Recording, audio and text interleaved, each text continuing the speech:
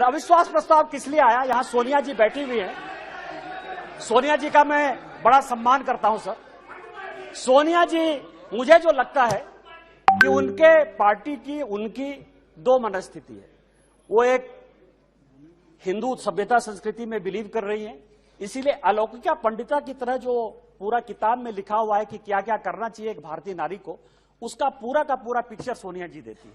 उनको दो काम करना है, बेटे को सेट करना है और दामाद को भेंट करना है।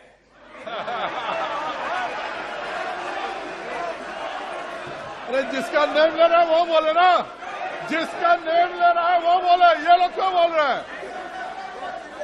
अध्यक्ष जी, जिसका नाम लिया जा रहा है वो सदन में मौजूद है, वो ऑब्जेक्शन नहीं कर रही है। दूसरे क्यों कर रहे हैं ऑब्जेक्शन? दूसरे क्यों ऑब्जेक्शन कर रहे हैं? वो खुद सदन में मौजूद है, उनको कोई ऐतराज नहीं है। दूसरे ऐतराज करने वाले कौन होते हैं? जब ऑलरेडी सदन में लोकसभा की माननीय सांसद मौजूद है और वो ऐतराज नहीं कर रही है, तो दूसरे ऐतराज करने वाले कौन होते हैं? अब आप समझे सर, मैंने दोनों बातें कही कि बेटे को सेट करना है और दामाद को भेंट करना है। मैं अपने बात पर कायम हूं सर। आप ये समझे सर, ये केस है सर, इनकम टैक्स का केस चल रहा है। नेशनल हेराल्ड का इनकम टैक्स का एक केस चल रहा है ट्रिब्यूनल में। मैं जो भी पेपर कहेगी कांग्रेस, मैं on the floor of the house जो है इसको रखने को तैयार हूं। और यदि इसमें एक भी बात गलत होगी तो मुझे आप सदस्यता से उसी दिन निकाल दीजिएगा सर। लेकिन कांग्रेस पार्टी को सुनना चाहिए सर। इनकम टैक्स अथॉरिटी ने कहा कि ये फाउंडेशन के जितने इनके केस है, नेशनल हेराल्ड के जितने केस है, उसकी असेसमेंट करें। हाई कोर्ट का आदेश सर, हाई कोर्ट का आदेश आ गया, हाई कोर्ट का आदेश आ गया कि इसको जो है सेंट्रलाइज करना। ये हाई कोर्ट का आदेश है सर। अभी ये सुप्रीम कोर्ट चले गए। अब आप समझिए कि इनकम टैक्स से बचने के लिए 1 लाख रुपया देके कोई 5,000 करोड़ की कंपनी ले सकता है। ये मैडम सोनिया जी और राहुल जी बता सकते हैं सर, कोई दूसरा नहीं बता सकता। और ये कह रहे हैं कि केवल हमारे ऊपर ये चीजें होती है।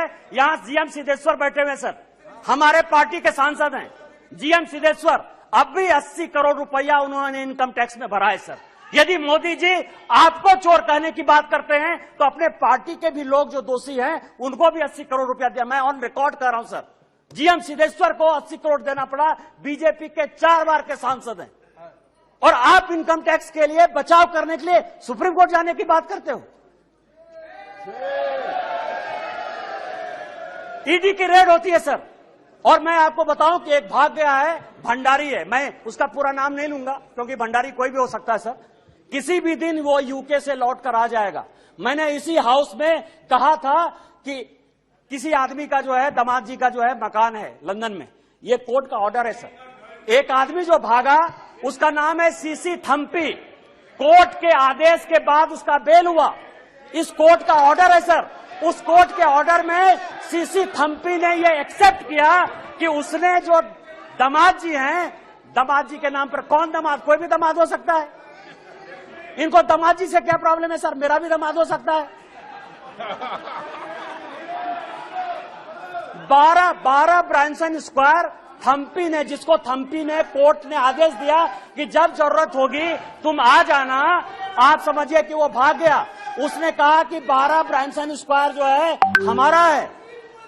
उसी तरह से संजय भंडारी का जो आने वाला है सर, यूके कोर्ट ने जो आदेश किया है उसमें यह बात कहा है कि दामाद जी का वो मकान है। आप क्यों भाग रहे हो?